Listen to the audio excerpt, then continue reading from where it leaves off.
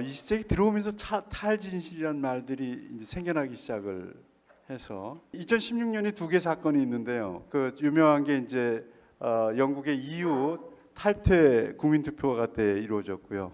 그 해에 이제 미국 대통령 선거가 이루어졌었는데 트럼프가 나와서 이때 이제 이 포스트 트루스 폴리틱스가 이 두 개의 사건을 모델로 해서 이제 용어가 유행이 많이 됐습니다. 그러고서 이제 2018년 넘어와서는 뭐 여러 나라들로 저 용어들이 적용이 됐는데 묘하게 우리 한국이 더 심각한데도 불구하고 우리는 거론이 안 됐습니다. 그런데 제 생각에는 우리가 훨씬 더 여기에 가까이 있고 더 명확하게 보여줄 수 있는 더 많은 사례가 있고 더 심각하고요. 여기 2017년 문재인 대통령 취임 보십시오. 제왕적 권력을 나누겠다. 나눴습니까? 나누겠다고 했는데 이 뒤에 말은 보십시오. 한 번도 경험하지 못한 나라를 만들겠다. 이 말은 어떻습니까? 이 말은 맞지 않습니까? 이 말 하나 맞지 않습니까? 이게 아주 부분적인 게 맞는 건데 이런 저희가 있어서 이제 대비를 해봤습니다. 요 다음 장으로 넘어가 볼까요? 포스트 트루스 폴리틱스의 성격으로 보게 되면 이 친구들이 얘기하는 게 구체적인 정책하고 연관이 없어요. 자기들이 호소하는 거하고. 예를 들면은 미국 같은 경우에 아메리카 퍼스트로 막 떠들지 않습니까? 트럼프가. 그래서 관세를 왕창 올립니다. 저 중국하고. 그런데 관세를 올리는 것이 과연 미국 아메리카 퍼스트가 되느냐, 효과가 있냐, 장기적으로 맞는 정책이냐, 이거는 무관합니다. 그러니까 정책 따로 호소 따로 하는 건데 호소는 어디다 호소하느냐면 이따가 우리가 보겠지만 이제 감정의 호소를 하는 거죠. 분노의 호소를 주로 많이 합니다. 이쪽에. 우리 같은 경우 보십시오. 소득 주도 성장 정책이라는 게 소득 주도 성장 정책이라는 게 이게 그 형용 모순이지 않습니까? 소득 주도를 시켜가지고 성장을 하겠다. 성장을 해야 소득이 증대되는 건데 소득을 증대시켜가지고 성장을 하겠다. 이게 형용 모순 아닙니까? 그러면서 양극화를 증대시켜도 서민을 위한다고 호소합니다.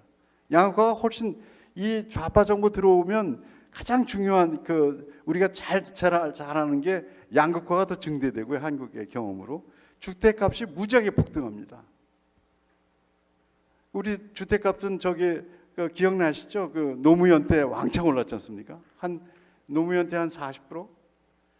그런데 이명박 때는 내려갑니다. 오히려 내려갔다 박근혜 시절엔 뒤에 조금 올라갔는데 저기에는 지금 문재인 이 시절에는 3년 4년 만에 5년도 채 안 됐는데 빅데이터 분석해 보면요 70% 나와요. 68점 몇 프로 나와요. 서울의 주택값 상승률이. 그렇게 이 사람들은 서민을 위한다고 하고 모든 것을 재산을 공개념으로 해서 다 같이 나눠 쓰자고 하면서 오히려 양극화가 진행되고 이 주택값이 왕창 오르는 거죠. 이게 지금 젊은 사람들이 분노하기 시작하는 이유 중에 하나죠. 그러니까 호소하는 내용하고 자기들 실제 정책하고 연관성이 없습니다. 이 탈진실의 정책에. 두 번째는 사실 여부와 관계없이 정치 메시지를 계속 반복합니다. 영국 같은 경우에는 이 EU 탈퇴하자고 국민 투표했을 때 뭐라고 나오냐면 EU 멤버십 비용이 주당 3억 4천만 파운드라고 매번 똑같은 저기를 때립니다. 근데 사실 저기서 리펀드를 받거든요. 내면은 다시 리펀드를 해주는데 그거 싹 지워놓고 이것만 때립니다. 누가 옆에서 그거 진실이 아니라고 해도 무관하게 계속 메시지를 보냅니다. 여기 한국 보면은 4대강 사업 보게 되면은 BOD 지표를 보면 4대강 사업으로 수질이 좋아졌는데도 불구하고 뭐라 그럽니까? 4대 강보를 해체해서 자연성을 회복하자고 끊임없이 나오지 않습니까? 데이터하고 무관하게. 뭐 이건 저기도 원자력 문제도 마찬가지 아닙니까? 탈원전 문제도 탄소 제로로 만들려고 그러면 원전을 가동해야 된다는 게 유명한 사람들이 다 와서 얘기하지 않습니까? 그런데도 불구하고 다 무시하고 이게 탈원전을 해야 자연성을 회복한다고 하고 왜 환경을 보호한다고 이렇게 거꾸로 얘기하지 않습니까? 이게 이제 탈진실의 정책에 아주 저기한 건데 이게 마지막으로 우리가 다룰 수 있는 것은 뭐냐면 정치가 바뀌어 버렸습니다. 뭘로 바뀌었냐? 사실 여부를 다투던 게 여지껏 정치 담론이었잖아요. 공론의 장이라는 게 주로 사실 여부를 다뤄가지고 거짓말이냐 아니냐, 사실이냐 아니냐 이거 따지던 거였는데 이게 이제 사라져 버리는 거예요. 그 무관하게 너희들은 그렇게 따져. 우리는 이 메시지를 계속 보내서 내 메시지를 받는 사람들한테 강화를 시키는 거죠. 이번에 저기 보십시오. 이해찬이 나와서 한다는 소리 보십시오. 아, 우리 지고 있는 거 아니야. 이기고 있어. 이 말을 누구한테 하는 겁니까? 자기 지지자들한테 보내는 겁니다. 자신 갖고 해. 근데 뭘 하라는 건지 이게 불분명하죠. 우리 조심해서 봐야 됩니다. 뭘 해? 이 사람들이 어떤 무엇을 할지 감시를 잘해야 됩니다. 이게 트럼프나 뭐 이쪽에 요즘 정치들이 주로 자기 지지자들 결집시키기 위해서 사실이든 아니든 무관하게 계속 메시지를 내보내기 때문에 결집도에 따라서 지금 표에 따라서 움직이니까 결집도가 누가 높으냐에 따라서 표가 많이 나오지 않습니까? 이게 이제 그 현대 정치의 아주 기묘한 아주 신기한 모습인데 그거를 이제 다시 보겠습니다. 우리 같은 경우에 여기도 그 얘기 나왔었죠. 그래서 지금 truthfulness in bar politics, 바라는 거 우리나라가 하도 바들이 많아가지고 바라는 말이 너무 이제는 우리 개념으로도 쓸 수 있을 것 같아서 썼는데요. has now become a mockery. 이제는 조롱거리가 돼버렸어요. 우리가 진실 가지고 싸우면은 저거 꼰대 뭐 이렇게 나오기 시작했다는 거죠. 이 상황을 우리들이 어떻게 지금 인식하고 어떻게 풀어가야 되느냐, 이게 이제 현대 우리들의 문제죠. 그 문제들을 이제 검토해 보십시다. 하나 넘겨주세요. 현대 정치의 3유형, 현대 정치라는 말을 붙인 이유는 지금 이 대의제 선거를 기초한 정치를 얘기하는 건데 사실상 이 유형은 다 적용될 수 있습니다. 과거 것도 적용될 수 있는데 특히 현대를 붙임으로 해서 명료해질 텐데 이 정치라는 게 여러분들 다른 거하고 달리 아리스토텔 얘기로 보면 세 가지로 이제 우리가 디스코스 논의 방법을 세 가지로 가르는데 하나는 뭐냐면 정치적인 거, 하나는 재판, 하나는 이제 이 퍼블릭 세리머니, 여기에 이제 무슨 추모식이라든가 어떤 대중 연설할 때 이 세 가지로 나누는데 재판은 뭡니까? 재판은 변호사하고 검사가 판사 앞에나 이 배심원들 앞에서 자기 주장들 계속하지 않습니까? 근데 그 주장의 가장 깊은 내용은 뭡니까? 그건 과거사입니다. 과거사이기 때문에 과거사를 갖고 이것이냐 저것이냐 따지는 거거든요. 과거사를 따지는 거니까 가장 그래도 진실에 가까이 갈 수 있는 근거가 있죠. 왜냐하면 과거가 있으니까. 사실이 있지 않습니까? 그게 하나가 있고, 그 다음에 이제 퍼블릭 세리머니는 우리가 추모제 같은 거 한다는 건 어떤 사건의 현대적인 의미를 가지고서 얘기를 하는 겁니다. 그건 우리들이 지금 느끼고 있는 것들이기 때문에 우리들한테 함께 공유할 수 있는 부분이 있는 거죠. 근데 정치가 어려운 거는 미래라는 거예요. 미래를 어떻게 만드느냐가 정치거든요. 근데 미래는 오질 않았기 때문에 불확실한 거예요. 그래서 이 정치에서 가장 중요한 건 설득입니다. 어떻게 설득하냐? 이 사람을 주권자를 설득하는 거죠. 한비자 같은 경우에는 주권자가 누구였습니까? 그 당시에 황제 한 사람이잖아요. 설득해야 될 사람이. 근데 이 주권자 설득이라는 게 그 설날이라는 그 항목에 보면요 얼마나 어려운지 모르는 거예요. 왜냐하면 자기 목숨이 날아가니까. 근데 지금 민주주의 시대 때는 이 주권자가 누굽니까? 수많은 사람들이 주권자 아닙니까? 이 사람들을 설득을 해야 되는 겁니다. 설득한다는 건 쉬운 일이 아닌 거죠. 이게 그래서 미래를 갖고 설득해야 되는 거기 때문에 이 부분에서는 이제 문제가 많은 건데, 여기에서 아테네에서 크게 발전한 게 연설이었습니다. 그걸 수사학이라고 그러는 건데, 수사학의 연설이라는 거는 설득을 위한 건데, 설득하려고 그러면 세 가지 요점이 있다고 그래요. 하나는 이성의 설득을 해야 됩니다. 또 하나는 청중의 감성, 여기에 파고 들어가지고 가야 설득한다는 거고, 또 하나는 에토스라고 그래서 성격. 이건 뭐냐면 제가 이제 누가 연설을 하면 그 연설하는 사람이 신뢰를 얻어야 됩니다. 연설하는 사람이 이쪽에 청중들한테 신뢰를 얻지 못하면 설득이 안 되는 거죠. 그 세 가지 요소를 갖고 있는 게 이제 수사학의 정치인데, 그래서 그 아테네에서는 프로타고라스가요, 고액 과외비가 제가 따져보니까 10억이에요, 지금 돈으로. 자기한테 연설 와서 배우는 이 학생들이 수업료가 그렇게 비쌌어요. 그러니까 그때 최고의 건축가보다 더 잘 살았거든요, 프로타고라스.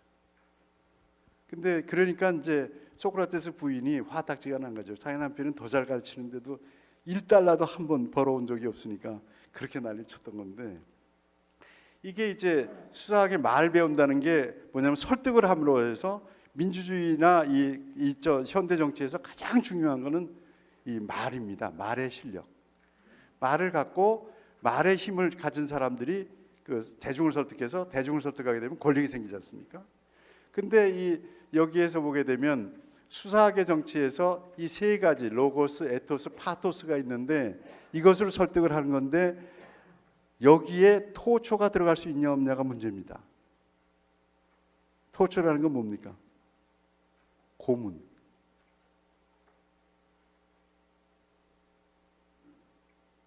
사람을 설득할 때 가장 효과적인 게 뭡니까? 고문이지 않습니까? 그래서 이 부분에서 아테네에서는 토초는 안 된다.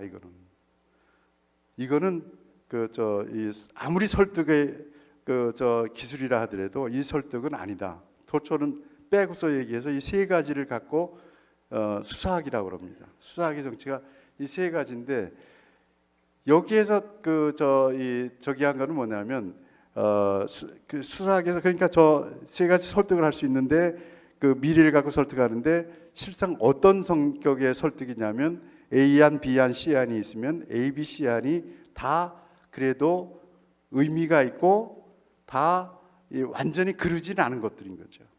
그것 중에 어느 걸 설득하느냐라는 것이 이게 이제 수사학의 문제입니다. 그래서 다원 사회를 전제한 게 수사학이고, 이게 현대에 와서는 저게 형성되는 데가 다당제 쪽에서 저게 이루어집니다. 다당제가 있으면 다들 나와서 자기 설득을 하다가 나중에 타협을 하게 되죠. 그래서 연립정부가 생기지 않습니까? 그러니까 이 다당제 국가에서는 언어 설득이 굉장히 커지고, 사람들로 하여금 전부 표를 얻기 위해서 설득을 하고, 그 중에서 마지막에 과반수를 못 얻으면 연립정부를 해서 타협을 해가지고 선으로 가는 정치를 하는 거죠. 그런데 저게 이제 토론과 타협이 저기에서 이루어지는 겁니다. 토론과 타협이 이루어져서 다당제 속에서는 잘 그래도 유지되어 왔습니다. 유럽 쪽에 저게 많이 이루어졌죠. 그런데 여기에서 문제가 뭐냐면 수사학 정치의 부패가 되면 다수독재가 일어납니다. 저기에서 누구보다도 데마고그하고 군중하고 합심이 되면 그때는 다당제 구모가 싹 사라지는 거죠. 일당 독재가 되는 거죠. 저기 그림에 있는 게 무솔리니입니다. 무솔리니가 그 연설을 그렇게 잘했습니다. 히틀러도 그랬습니다.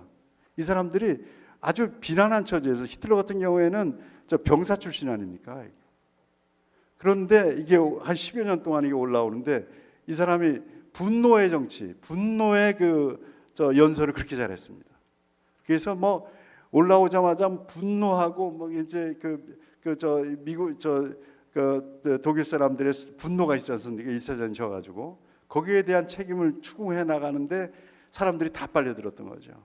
그래서 이렇게 되면 나중에 다수의 독재가 일어나는 거죠. 이게 수사학 정치의 가장 끝에 종말에 부패된 모습은 독재 정치로 빠지는 거. 이 문제가 저쪽에서 해결되어야 될 문제인데 굉장히 어려운 문제죠. 이 문제가. 특히 민주주의 쪽으로 갈 땐 저게 어렵습니다. 여기에 수사학 정치만 해도 진리는 여러 가지다, 좋은 거는 여러 가지다라는 다원을 전제하고 있는데, 제가 붙인 겁니다. Politics of half truth, 반진리의 정치가 있습니다. 이거는 제가 보기에는 양당제입니다. 양당제가 둘이, 뭐 우리 여러 당이 있어도 우리 양당제잖아요. 지금도 미국도 양당제고, 양당제 같은 경우에는 어떻게 되냐면 한쪽 면만 자기 그 지지자들만 가지고서도 얼마든지 다수를 만들어낼 수 있어요. 지지자 쪽을 조금만 넘으면 51%만 되면 되니까. 그러니까 홀 트루스를 추구하지 않고 자기 쪽에 있는 사람들의 마음을 치는 얘기만 갖고서도 옮겨갈 수가 있는데, 이게 그래도 건강한 이유는 뭐냐면 이게 승패가 왔다 갔다 한다는 거죠. 교체가 되는 거죠. 교체가 됨으로 해서 서로 양당이 서로 주고받으면서 그나마 균형을 맞춰갈 수 있는 게 이 해프트루스의 정치입니다. 그런데 이 양당제에서 그러니까 대결과 정권 교체의 문제죠.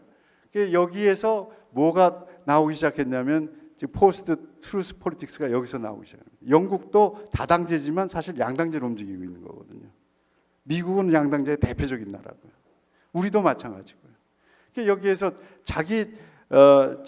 자기를 지지하는 사람들을 결집시킴으로 해서 중도층을 잠깐만 흡수해서 다수만 이루어지면 권력을 잡으니까 홀 트루스에 관심이 없는 거죠. 근데 이게 미국 같은 데는 양당제인데도 여지껏 잘 움직여 왔던 이유는 뭐였냐면 저기였습니다. 그 국회에서 그 서로 타협하고 이 토론하고 하는 것이 전부 비밀이었습니다, 예전에는.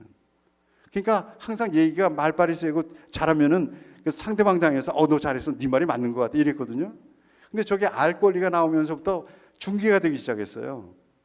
그러니까 이 토론되는 것이 국민들한테 전부 공개가 되니까 이제 자기 지지자들한테 욕먹는 거예요. 말을 하다가 자기가 그 타협해서 저 친구 말 맞다고 해서 의견을 바꾸면 막 욕을 먹으니까 그때서부터 미국은 양당제의 폴리틱스 오브 해프 트루스가 돼버린 거죠. 대결의 정치가 돼버리고 만 거죠.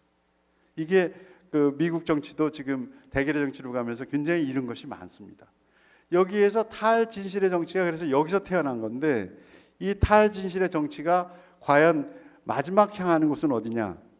영국이나 미국은요 저렇게 해도 정권이 교체됩니다. 이번에도 그 미국에서도 그랬어요. 가니까 그 바이든 취임식 날 쿠데타는 안 되는 거예요. 미국 국무부랑 해서 군인들이 일어나가지고 다시 재집권할 거다. 미국에서도 그런 말들이다. 우리나라에서 더 했죠. 우리나라에서 전부 트럼프 마지막에 어떻게 할 거라고 얘기도 하는데, 트럼프의 문제는 뭐냐면 하니까 그거 다 미국을 몰라서 하는 얘기고요. 트럼프는 지금 아주 죽을 상이에요. 이 사람은 호텔업을 했지 않습니까? 호텔업이 다 망했지 않습니까? 지금. 그러니까 돈이 나올 데가 없는 데다가 이 사람이 뭐냐면 뉴욕의 검찰총장이 수를 여러 개 걸어놨습니다. 수를 걸어놓으면 대출이 안 돼요. 그러니까 이 사람은 파산 직전이에요. 그러니까 이 사람한테 문제는 다시 일어나는 문제가 아니라 파산을 어떻게 막느냐 문제예요. 그런 처지에 있는데 우리들은 그 생각 하나도 안 하고 미국이라는 시스템, 미국에서 이 군인들이니 뭐니 해서 군중들이 나가지고서 다 뒤엎을 것처럼 생각하는데 그건 미국을 잘 모르는 거죠. 미국에서는 펜스 부통령도 들어가서 그 법대로 처리하지 않습니까? 그 미국은 그 시스템으로 움직인다는 건 그런 뜻이거든요. 자기 각자 자기 위치에 있으면 그 위치의 일들을 그 상관의 명령에 무관하게 자기 일들을 해나가거든요. 그런데 우리나라 같은 경우는 어떻습니까?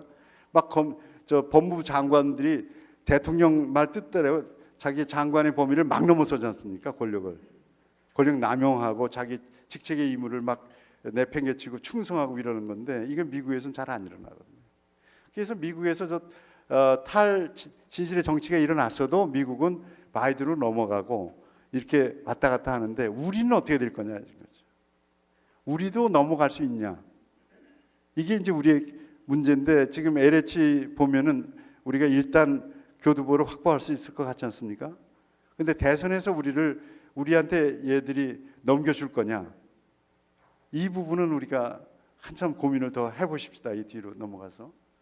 그 다음에 부분 진리의 정치가 있습니다. 진리란 특정 계급의 이익을 표현하는 것이고, 여기에서는 일당제로 해서 파티가, 정당이라는 게 뭐냐면 파티거든요. 파티라는 거는 파티에서 나온 말이에요. 부분에 모인 거란 말이에요. 근데 부분이 스테이트라는 건, 국가라는 건 보편적인 권력인데, 부분 권력이 보편 권력을 지배하는 게 공산당들 아니에요. 파티가 당서기가 더 높지 않습니까? 국가 주석보다.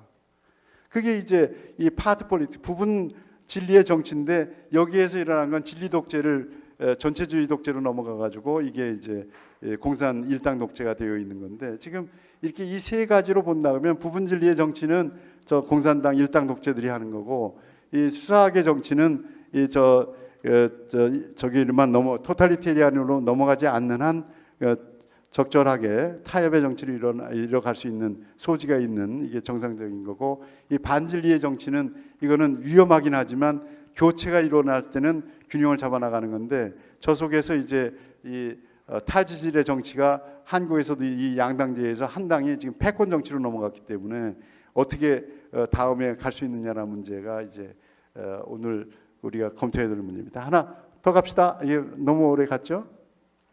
한국 정치의 지형을 보게 되면 우리가 양당 정치의 동물국회 싸움박질하는 대결 정치 너무 많이 봤지 않습니까? 그거를 언제 타협의 정치로 바꾸냐면 언제였습니까? 이명박 말기에 국회 선진화법을 만들어 가지고 법사위에서 60%가 되지 않으면 법안을 통과를 못 시키게 되고, 본회의 가서는 50% 과반수로 하더라도 60% 막으니까 그 60% 되려고 그러면 양당이 타협을 해야 되잖아요. 거대 양당이. 거기에 이 중간당이 들어와서 이걸 합쳐주지를 못하니까. 그래서 타협 정치로 넘어갔던 겁니다. 그래서 박근혜 시절에는 주로 그 거래를 무지하게 했습니다. 우리 거 2개 할 테니까 우리 거 1개 주면 너희들 2개 줘 해가지고 이 좌파 정책들도 많이 통과됐습니다. 근데 우파 우리 자유한국당에서는 자기 거 통과시키려면 꼭 쟤들 거 하나 들어줬어야 됐거든요. 그런데 이게 타협정치에서 대결 정치로 넘어와서 문재인 정권 들어오니까 막 무시하는 거예요. 국회 이 선진화법도. 그래서 대결 정치로 넘어갔다가 4월 4.15 총선에서는 어떻게 됐습니까? 180석을 얻는 바람에 이제 완전 패권 정치가 됐죠. 저 국회 선진화법은 완전 무력화됐죠. 이제 이 사람들은 누구도 눈치 안 보고 자기들이 법안을 만드는데 벌써 4.15 이후에 만든 법안이 1350개가 넘어요. 그 속에 얼마나 많은 독소 이 법안들이 있는지 지금은 전교모 우리 이호선 교수를 중심으로 해서 그거 지금 가리자고 지금 하고 있습니다. 그래서 심각한 법률이 뭐가 있고 그래도 봐줄 만한 거, 그냥 놔둘 만한 거, 이거 좀 구분하자고 지금 우리 전교모 팀들이 지금 연구하고 있습니다. 자, 하나 더 내려갑시다. 그래서 저기 보십시오. 저기 그림 보십시오. 저 왼쪽에 맨 위에 있는 게 촛불이고 가운데가 태극기고 맨 밑에가 완전 패권 그 광화문입니다. 저게 저 코로나 때문에 그 못 나오게 해서 10월 3일 찍어놓은 건데, 저게 이제 지금 공사하느라고 완전히 한 사람도 별로 나가지 못하죠. 근데 저 맨 위에 거 보세요. 촛불하고 태극기 비교해 보세요. 저 촛불은 선이 가 있지 않습니까? 가운데. 전 벌써 계획이 되어 있는 거예요. 모든 사람이 저기에 저 밤에도 다 그 저 지시에 따르고 있었던 거라고요. 거리를 뒀지 않습니까? 우리 보세요. 우리는 뭐 그냥 다 채워버린 거죠. 저들이 갖고 있는 가장 큰 힘은 조직입니다. 저 조직을 따라가지 못하는데 우리는 뭘로 싸워야 되냐? 나중에 결론이 나오지만 우리는 상식을 가지고 해야 됩니다. 상식에 호소해서 상식의 힘을 우리가 쓰지 않으면 안 돼요. 우리 조직의 힘은 저들의 10분의 1도 안 되고, 오늘 점심 식사하면서 얘기 나왔는데 그 자금 문제로 보면 그 숫자로 보면 10분의 1도 안 되고요. 자금으로 보면 100분의 1도 안 됩니다. 저들의 지금 자금력은 뭐 이루 말할 수 없는 거죠. 우리에 비해서. 자, 하나 더 내려주세요. 요 다음에 한국 패권적 탈진실의 정치. 이건 뭐 그냥 짚어보려고 이렇게 했습니다. 정직의 정치. 윤미향 사건, 조국 사건 보면 얼마나 이들이 거짓말을 많이 하세요. 얼마나 뻔뻔합니까? 청렴의 정치. 예리치 사건 보면 얼마나 부패했습니까? 탈법률의 정치. 울산 시장 선거 대통령이 개입을 해놓고 저거 다 묶어놓고 있지 않습니까? 법률이, 저 사람들 법률에 저기가 없습니다. 저기 보십시오. 탈당원 정치. 4월 보궐선거 출마 안 한다고 자기들이 이거 해놓고 나서 자기들 다 뭐 이 부산이나 서울 다 나오고 있지 않습니까? 이들은 자기들 정한 거나 약속이 의미가 없어요. 탈지성의 정치. 2018년 3월절 행사를 보세요. 저 뒤에 어디에서 합니까? 저게 독립문에서 하는 거죠.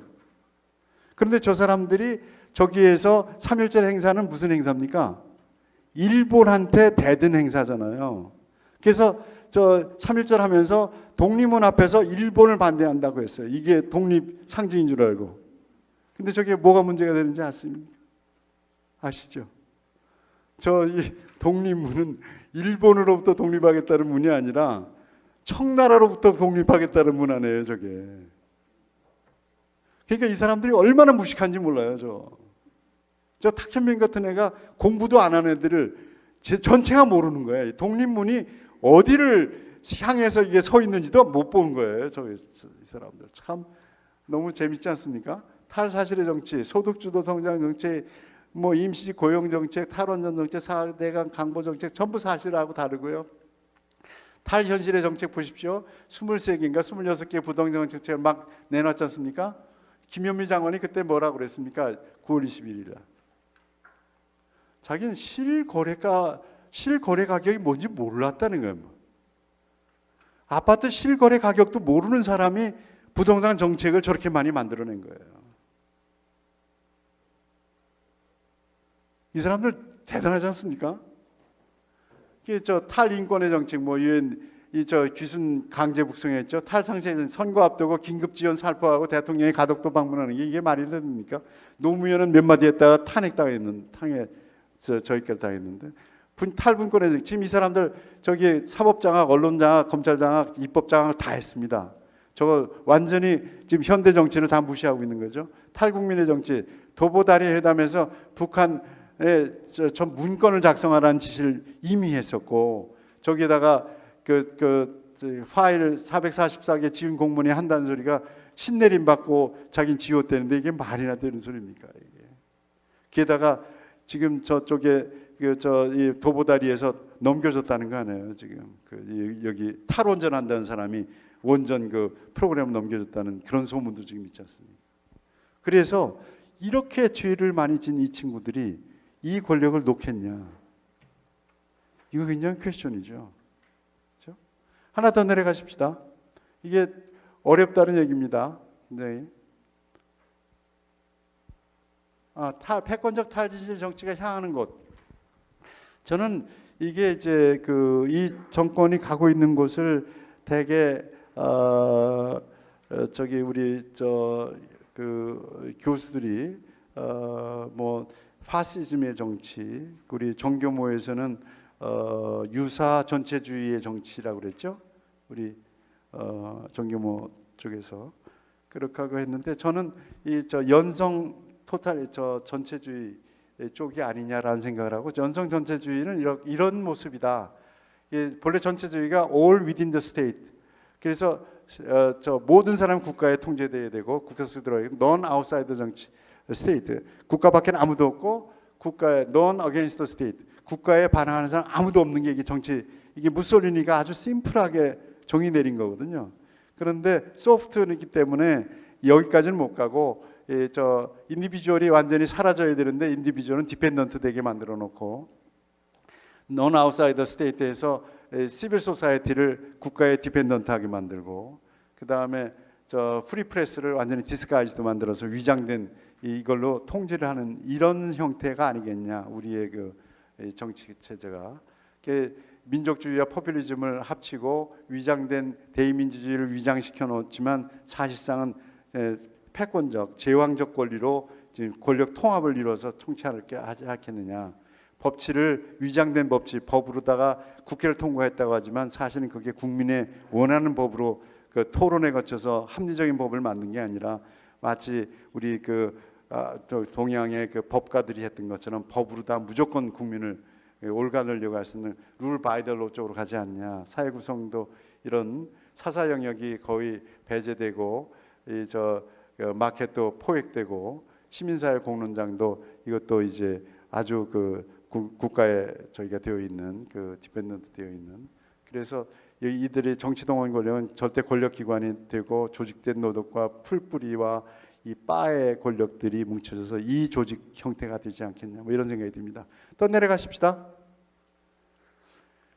이 구축 과정은 뭐 충분히 아시죠. 이 시간이 가니까 제가 빨리 하겠습니다. 뭐 다 아시는 거니까요. 처음엔 초기 단계에서는 사법 대법원 판사를 12명 해서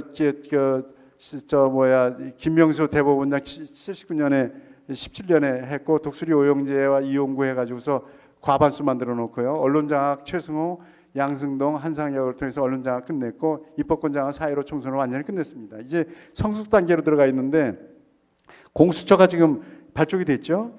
저게 몇 개월만 되면 이제 수사권을 가질 겁니다. 저기에다가 중수처까지 저희가 되면 완전히 수사권을 저기로부터 검찰로부터 빼앗쳐서 자기들 마음대로 해나갈 수가 있겠죠. 그 다음에 이제 연금사회주의, 경제 3법으로 해서 연금사회주의로 갑니다. 연금법 102조 2항에 보면은 단순 투자에서 단순 투자를 해야 됩니다.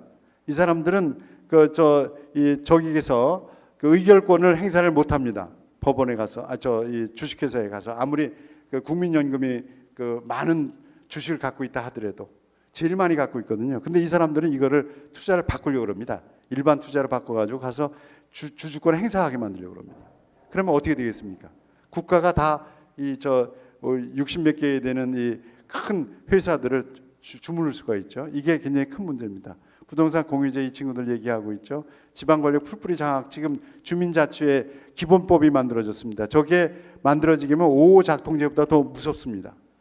저 사람들이 무슨 근거에서 이 주민자치회에서 예산권을 만들어요. 조세권도 조세도 지방조세를 올릴 수 있는 거 권력을 주게 됩니다. 가장 무섭습니다. 지금 가장 큰 이슈가 저겁니다.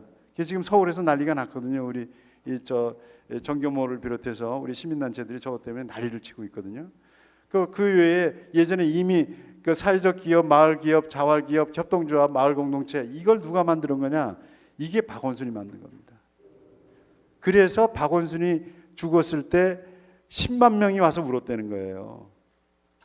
우리는 박원순 그냥 욕만 하고 있었죠. 실제로 사람들이 온 거예요, 거기에. 왜냐하면 그것 때에 따라서 못 먹다가 벌어먹게 됐고 좌비 생겼기 때문에. 그래서 지금 박원순은 우리가 생각에 달리 굉장한 인물입니다, 좌파에서. 그래서 재평가를 하자고 임종석이 그러지 않습니까? 자기들 속에서는 영웅입니다. 굉장한. 이 사람이 우리나라를 거의 다 흔드는 거죠, 지금. 그걸 우리 박원순은 성추행만 볼 게 아니라 이걸로 봐봐야 됩니다. 굉장히 무섭습니다. 여기에다 국민 시민교육법이나 학교민주 시민교육법 만들어가지고서 이게 다 통제가 가능하면 이거 오싹하지 않습니까? 이거를 이 사람들이 이 임기 동안에 할 수 있냐? 다 해낼 수 있냐? 이거는 부산시장, 서울시장 선거에 좌우될 겁니다. 아마 우리가 이기면 못할 겁니다. 그런데 다음 대선에서 지면 어떻게 되겠습니까? 이거 100% 완성할 겁니다. 아마 돌이킬 수 없는. 따라서 포스트 폴리틱스에서 문제가 뭐냐면 서로 그렇게 완전히 대결해서 이 사실과 관계없이 권력 행사를 하지만 그래도 이 교체가 가능하지 않습니까? 미국이나 영국 같은데. 근데 얘들은 어디로 가고 있냐? 교체할 수 없는 쪽으로 향하고 있지 않냐? 이게 이제 우리들이 갖고 있는 우려죠. 이거 하나 더 가십시다. 그래서 한국형 소프트 토탈리테리아니즘의 모습은 대의 민주주의 형식의 대통령 권력 독점 체제가 아니겠냐. 삼권을 제약한 제왕적 대통령 절대 권력 기관의 공수처와 중수처를 합쳐가지고 이게 검찰보다 더 무서운 권력을 만드는데 이 사람들은 아주 이거 하면서 검찰 개혁이라고 그러지 않습니까? 이게 어떻게 검찰 개혁입니까? 이게 검찰 개혁하려면 검찰이 정치권으로부터 영향을 받지 않는 중립성, 독립성을 갖춰야 그게 그쪽 방향으로 가야 개혁인 거죠. 이건 완전 개혁인 거죠. 여기에서 노동 권력, 민노총, 아까도 전에도 얘기 나왔는데 전공로, 전교조, 민원연 이 사람들 돈 무지하게 많습니다. 수백억 얘기를 하는데 저는 확실하게 계산을 못했지만 저렇게 하고 풀뿌리 권력이 얼마나 많습니까? 주민자치회가 3,488개입니다. 저기에 움직이기 시작해 보십시오. 우리 우파들이 들어가야 됩니다. 저기에. 그런데 우파들이 안 들어가려고 그래요. 그 쟤들이 지원하면 다 자기들이 뽑힐 수 있게 자격 조건 다 만들어뒀어요. 우리가 불리해요. 그래도 우리도 들어가서 얘기를 해야 될 거라고 나는 생각을 합니다. 되도록이면 우리들도 시민 마을 공동체 이쪽에서 전부 나와 있지 말고 거기서 하면서 얘기를 좀 해줘서 많이 톤 다운 시켜야 되고, 이 국민들한테 이 상식의 근거에서 움직일 수 있게 이거를 늦춰야 되지 않냐. 자꾸 이렇게 결벽증이 비슷해서 안 어울리겠다 이렇게 빠져나오면 더 위험해지지 않겠냐. 저는 그런 생각을 갖고 있습니다. 왜냐하면 이게 판이 이렇게 깔리게 되면 이 판을 누가 장악하느냐 문제인데, 저들이 100% 장악을 못한다 그러면 우리들이 들어가 가지고서 거기서 목소리를 내 가지고 거기서 스톱을 걸어줘야 되지 않겠냐. 이게 저렇게 많습니다. 협동조합, 마을기업, 자활기업, 사회적 기업, 부지기수입니다. 마을공동체. 이거 지금 맘카페도 굉장하죠. 저것도 이제 우리 요즘에 많이 약화되긴 하지만요. 그래도 이거 보십시오. 제가 들어가 봤는데 팔짝 놀랐습니다. 경제 자유 지수하고 한국 민주주의 지수와 경제 자유주의 지수가 쭉 떨어지댔어요. 그게 당연한 거죠. 올해 올라갔습니다. 난 저 친구들이 무슨 마이다스 손을 갖고 있는지 모르겠어요. 어떻게 경제 자유 지수가 다시 올라갑니까? 민주주의 지수가 어떻게 다시 올라갑니까? 그러니까 우리 이들의 실력을 저평가할 수 없어요. 이들이 굉장한 실력자들입니다. 트루스 폴리티컬 파워가 대단한 거죠. 하나 넘어가십시다. 내려주세요. 예. 근데 과연 전체주의에 성공할 것이냐? 장애물이 큰 게 있습니다. 폐지할 수 없는 선거제도가 있습니다. 선거제도 폐지하면 온 국민이 다 일어날 겁니다. 학생들도 다 일어날 겁니다. 선거제도가 있는 한 저건 선거 결과에 의거할 수 있을 거고, 우리들은 상식에 호소해서 국민들이 분노하기 시작하면 선거는 뒤엎어질 수 있습니다. 저게 가장 큰 딜레마일 겁니다. 장애물일 겁니다. 그다음에 좌파 엘리트와 권력연합이 부패해 있다는 거 우리가 많이 봤지 않습니까? 부패하게 되면 반드시 균열이 일어나게 되어 있습니다. 그러니까 비토 세력, 우리들 비토 세력이 건재하지 않습니까? 이렇게. 그 다음에 불리한 국제 환경이 저들의 유리한 게 아니지 않습니까? 깨어나고 있는 젊은층이 20대가 지금 깨어나고 있습니다. 20대가 보니까 이거 아닌데.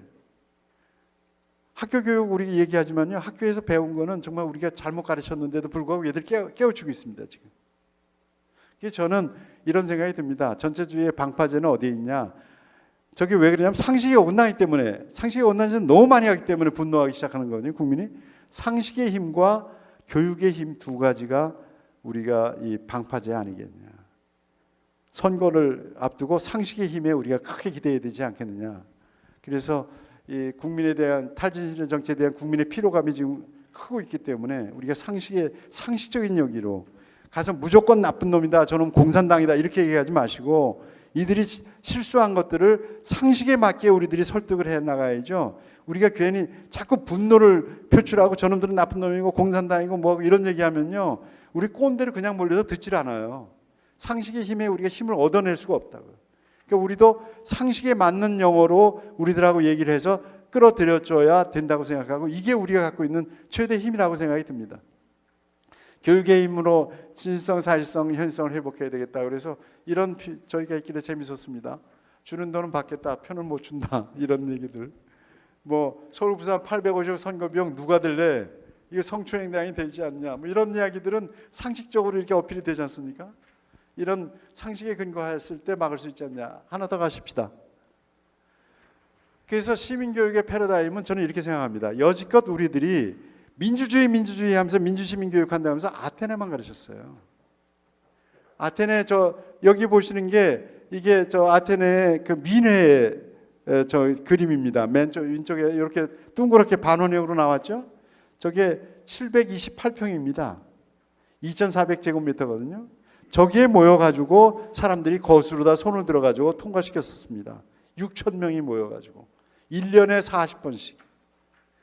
매번 가서 오전 9시 정도에서 오후 12시 정오까지 아테네 전체에서 변두리에서 와도 변두리에 새벽 3시에 일어나면 도착할 수 있는 거리입니다.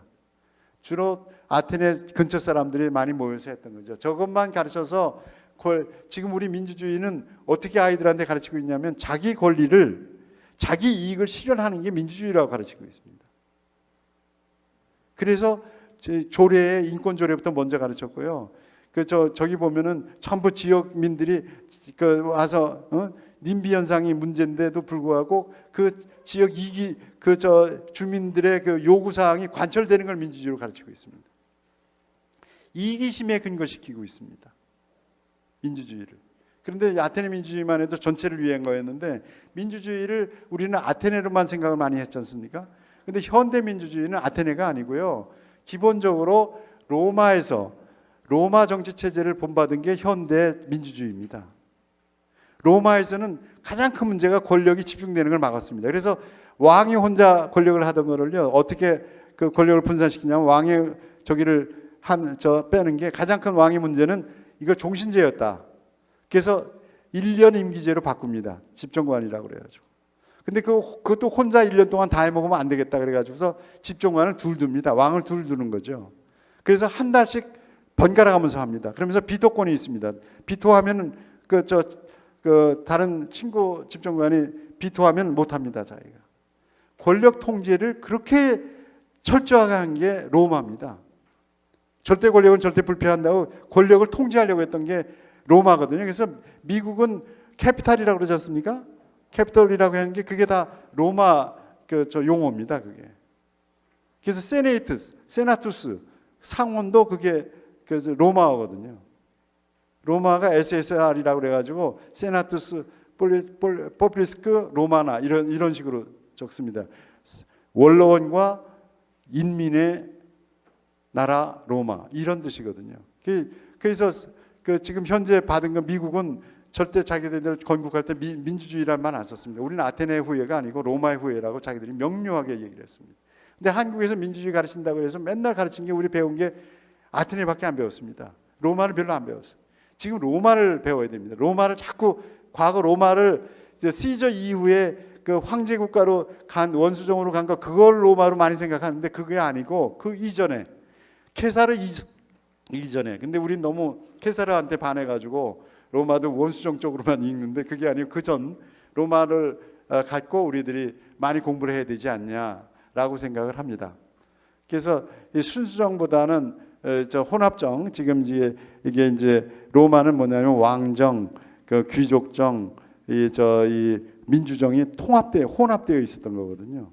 그거를 우리들이 이제 변형시켜 가지고 입법권, 사법권, 행정권 이렇게 갈라 가지고 이 견제와 균형이 이루어지게 만든 로마의 전통을 이어서 우리가 바꾼 거죠. 자, 그럼 여기서 하나 더 넘어가십시다. 그렇게 하고 자꾸 프랑스 혁명을 가르치는데 프랑스 혁명은요 볼셰비키 혁명하고 별 다른 게 없어요. 굉장히 잔인했고 아주 무도했고 사람들 무지하게 많이 죽였습니다. 이 길로틴에다가 얼마나 많은 사람 몇만 명을 죽였어요. 거기서 그걸 목을 잘려가지고 자기 왕서부터. 로비스피에르도 나중에 거기 가서 잘려 죽었지 않습니까? 길로틴 그거 발명한 친구도 마찬가지고. 굉장히 잔인한 정치입니다. 혁명이었어요. 우리가 좀 가르쳐야 될 거는 프랑스 혁명보다 영국 혁명, 미국 혁명을 좀 가르쳐야 되는데 이게 미국 혁명이나 영국 혁명에 대해서 아주 예전에 영국을 좀 가르치다 요즘은 거의 가르치지도 않죠. 이 영국과 미국 혁명이 얼마나 그게 멋있는 혁명인지 프랑스 혁명이 미국 혁명을 흉내내 가지고 한 거거든요, 전부. 그런데도 우리는 반미 감정을 막 불어였기 때문에 이게 이제 여기서부터 우리 교육에서 바꿔야 된다고 생각합니다. 우리가 한국 교육할 때 뭐냐면 아테네보다 로마 가르쳐야 되고 프랑스 혁명보다 이 영국 혁명, 미국 혁명을 가르쳐야 된다. 그래서 여기 아테네 민주정과 로마 공화정의 최후 융합물인 게 이게 대의민주주의입니다. 지금 우리가 갖고 있는 이 대의민주주의 보십시오. 대의민주주의가 결국 맨 처음에 일어난 게 18세기 자유주의와 공화주의가 융합하고 그 뒤에 민주주의가 융합해가지고 자유주의, 민주주의, 공화주의가 합쳐져 있는 게 지금 대의민주주의입니다. 이 틀을 벗어나서 우리들이 생각하는 건 전부 이상한 정치세로 가려고 하는 정치 세력들이 하는 거죠. 저기 보십시오. 왼쪽에 보면 되면은 공산주의 국가가 무너졌지 않습니까? 결국 이 자유민주주의 이 정치 체제가 갖고 있는 그 인간적인 면, 이것이 살기 좋은 사회를 여지 만들었던 여지 정치 권력이 국민을 탄압하던 것을 국민을 탄압하지 못하게 만드는 정치 체제가 이 체제거든요. 여기에서 이게 그게 넘어왔던 우리가 감동적인 모습이고, 이 가운데 있는 사진은 옐친이 그 공산당 애들이 반항을 하니까 그 국회에서 대포를 갖고 쏘고 있는 거 아닙니까? 저게 저렇게 해서 이 세계가 넘어왔는데, 지금 오른쪽에 있는 보십시오.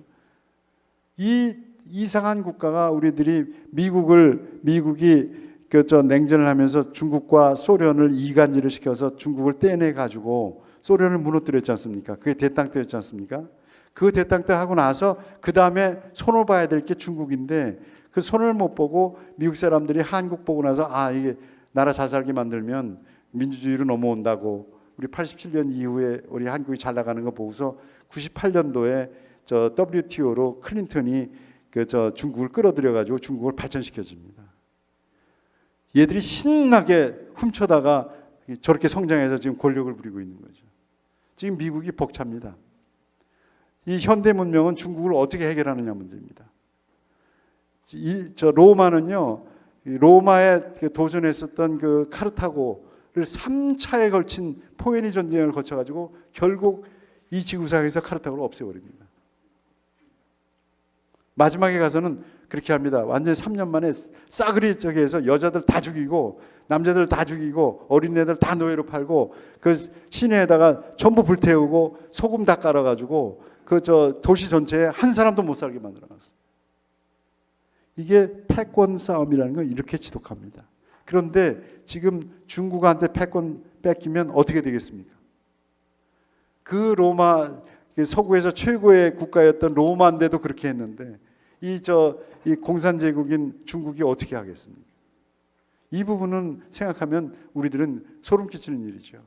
이거 우리들이 심각하게 바라보고, 지금 자본주의가 저쪽으로 돼가지고 우리는 교육에서 맨날 평등 떠들고 경쟁이 나쁜 거다, 뭐 경쟁 없는 사회 만들자고 떠드는데, 경쟁 제일 많이 시키는 데가 중국입니다. 걔들을 우수한 애들 뽑아가지고 해나가려고. 그래서 지금 걱정이 그겁니다. 미국 애들은 지금 자기네들이 아직도 젊은 애들이 정신을 못 차리고 이 저기를 하고 있어요. 마약도 하고 얘들이 그냥 자기 나라 잘 나갈 줄만 알고 있어요. 흑인들한테 이 민주당 바이든은 일하라 소리를 못 해요. 맨날 돈 챙겨준다 소리만 하지. 한국 교민들이 벌써 베트남 교민들 다 중산층 다 올라갔습니다. 흑인 애들은 여지껏 뭐 했습니까? 거기서 200년 살면서도 아직도 밑바닥에 기고 있어요. 그러니까 한국 교민들도 지금 공화당으로 많이 넘어갔습니다. 왜냐하면 자기들이 열심히 일해가지고 벌었는데 그거 뺏어준다 그러니까. 아시아 지금 얘들이 아시아인 차별한다 그러는 거 아닙니까? 그게 뭡니까? 지금 아시아 애들이 들어와가지고 자기네 부를 다 뺏겼다 그러는 상실감이 흑인들하고 백인들한테 함께 있습니다. 지금. 우린 진짜 열심히 일했으니까요, 우리들. 그럼 미국에서는 걔들은 뭐 해야 됩니까? 지금 백인들 젊은 애들하고 흑인 너희들 일해야 된다. 라티노들을 바뀌고 있거든요. 라티노들이 맨날 밑바닥에 끼고서 흑인들 편들다가 지금 많이 바뀌었습니다. 왜냐하면 걔들도 열심히 일해야 되겠다는 자각이 일어났는데 아직도 흑인하고 지금 백인 젊은 아이들 정신 다 못 차렸습니다. 중국 애들 보십시오. 얘들은 얼마나 갈굽니까? 그 좋은 머리 있는 애들 갖다 전부 뽑아가지고. 그래서 지금 한중 패권 싸움 문제는 지켜봐야 됩니다. 우리도 젊은이들이 똑똑하고 정말 열심히 일하는 젊은이들 키우지 않고 이렇게 놔두기 시작하면요, 언제 넘어갈지 몰라요. 사실 젊은 사람들이 얼마나 똑똑하고 열심히냐에 따라서 그 나라의 운명이 그대로 바뀌지 않습니까? 우리 얼마나 걸렸습니까? 몇 년 안 걸렸지 않습니까? 이렇게 넘어오는 게. 우리가 죽으라고 열심히 했지 않습니까? 어디 가서든지 최고로 하려고 그랬고. 이런 의지를 못 키우는 나라는 넘어가겠다 마련입니다. 중국은 지금 무섭습니다. 잘 보십시오. 자, 여기서 넘어갑시다. 그래서 지금 저 빨간 거 염두에 두셔야 됩니다. 저거 해결하기 전에는 이 문명이 역사의 종언이라는 말은 틀린 말입니다. 하나 마지막으로 가서 이게 끝인가? 그 전에 여기는요. 제가 이제 마지막으로 한국 청년의 고함이라는 여기 이제 소개되어 있는데, 거기에 이제 7가지 지혜 기둥을 세우라고 제가 부탁한 게 있는데, 오늘은 이거 뒤집어서 적어놨습니다. 우리가 너무 주자학적인 나라라서 자꾸 사람의 행동을 보려면 평가할 때 동기를 평가를 하지 않습니까? 근데 정치 행위는 동기로 평가하는 게 아니고 결과로 평가를 해야 되거든요. 여기서 이게 넘어가질 않아요. 자꾸 동기를 얘기하니까 맨날 자기네가 서민 위한다고 그러잖아요. 결과는 서민들을 아주 못 살게 구는데. 근데 정치 행위는 어떤 동기라도 결과가 안 좋으면 아무 쓸모가 없고, 동기 나쁘다는 사람이 어디 있습니까, 세상에. 이거를 젊은 사람들이 좀 깨우치라는 얘기를 좀 하고 싶었고, 과거사도 정치 결과로 판단을 해야지. 지금 잘 나가고 있던 나라 일본 사악한 놈들이 와서 한국에 침략해가지고서 한국이 망했다, 말이 됩니까? 고종을 그렇게 해가지고 계명군주로 고종을 변호하면 되겠습니까? 고종이 얼마나 형편없는 사람이었는데. 형편없는 사람이 아니었다 하더라도 이 나라를 뺏긴 책임을 물어야죠. 아무리 옆집 사람이 사악하든 선하든 간에 사악하면 사악할수록 나라를 지켜야 되는 게 이게 정권이 해야 될 일 아닙니까? 그걸 못했는데 지금 보십시오. 국사학자들 전부 한다는 소리가 고종시대 때 다 잘 나갔는데 저 일본 애들이 들어와서 전부 했다고 해서 친일파 잡으려고 지금 토착교육까지 떠드는 게 이 사람들 아닙니까? 이게 말이 됩니까? 그래서 그 정치 행위를 바라보는, 역사를 바라볼 때는 반드시 결과로 바라봐야 된다는 이 교육을 우리들이 철저히 해야 될 거라고 생각합니다. 그러니까 현실을 읽을 수 있는 독자적인 능력을 키워줘야죠. 현실이라는 게 이렇게 어려워요. 젊었을 때 무지무지하게 어렵지 않습니까? 이게 뭐가 뭔지 모르지 않습니까? 근데 쉽게 가르치는 게 이념 아닙니까? 이념적으로 보게 되면 아주 심플하잖아요. 자본주의는 저 자본가들만 위한 거고, 공산주의는 프롤레타리를 위한 거다. 아주 심플하잖아요. 그 시장은 전부 부자 만들고 전부 경쟁해서 사람들 못 살게 만든다. 이런 식으로 하면 시장을 이렇게 시작하면 아주 쉽잖아요. 이거를 이 이념 교육에서 우리가 탈피를 시켜야 됩니다. 현실을 바라볼 수 있는, 그것도 자기 독자적인. 우리들은요, 미국의 그 교육이 우리가 좀 약해서 그런지 이상하게 눈치를 많이 봐요. 우리들은 자기 판단에 믿고 자기가 파고들려고 하지 않고. 그래서 미국 애들하고 얘기해 보면요, 미국 애들은 교육 못 받은 애들도 자기 얘기를 하는데 1시간, 2시간 얘기를 해요. 근데 우리는 가면은 우리 얘기를 어디서 들은 얘기 하다가 할 얘기가 없어지는 거예요. 우리는 이게 나를 믿고 자기 판단을 찾으려고 노력하는 이 삶의 형태와 이 주위의 이 눈치를 보고 나를 어떻게든 세우려고 하는 이게 다른 것 같아요. 이게 우리한테 좀 자신감을 심어주는 교육을 해야 될 것 같아요. 정치적인 상징 조작에 속지 않도록. 이게 개혁이라고 하니까 다 좋은 걸로, 사실은 개혁이지 않습니까? 이걸 이렇게 만들어줘야 되고, 일관성 없는 이때는 이렇게 말하고 저때는 저렇게 말하는 정치 이거 배척하게 만들어야 되고, 위선적인 정치 국민을 위한다 그러면서 실제로 얼마나 많은 탄압을 하는지 그거 눈을 떠야 되거든요. 모택동 같은 경우에는 대약질 운동한다 그러면서요, 국민들을 먹여 살린다고 해놓고 나서 대약질 운동에서 몇 명이 죽었냐면 최대 5천만 명이 굶어 죽었어요. 문화혁명 한다 그러면서 최대 2천만 명이 맞아 죽었어요. 때려 죽였어요. 모택동이 저렇게 최악의 스탈린이나 히틀러보다 훨씬 나쁜 정치가입니다. 그런데도 모택동은 아직도 여기서 저기고 영웅이고, 우리나라 주사파한테는 흠모의 대상 아닙니까? 이게 다 위선적인 정치 행위를 판단할 능력이 없고, 얘들은 공부를 안 하고. 이게 이제 국가 권력은 본래 믿는 게 아니고 꼭 국가 권력은 감시해야 된다.